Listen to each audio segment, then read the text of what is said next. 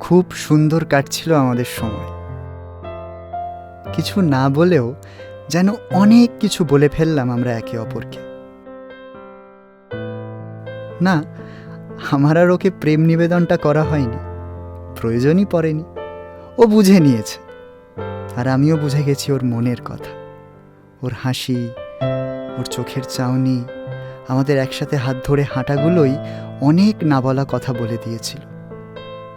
আমি তোকে ভালোবাসি, এটা না বলেও বুঝতে পেরেছিলাম যে আমরা একে অপরকে ভালোবাসি। এটাই ভালো ছিল বেশ।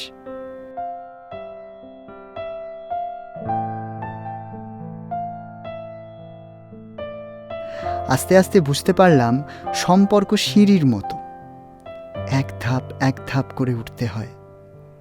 আমরা একটা ধাপ উঠে গেছিলাম, এবং এরপর আসলো পরের ধাপ, সবার জীবনেরই খুব স্পেশাল একটা ধাপ।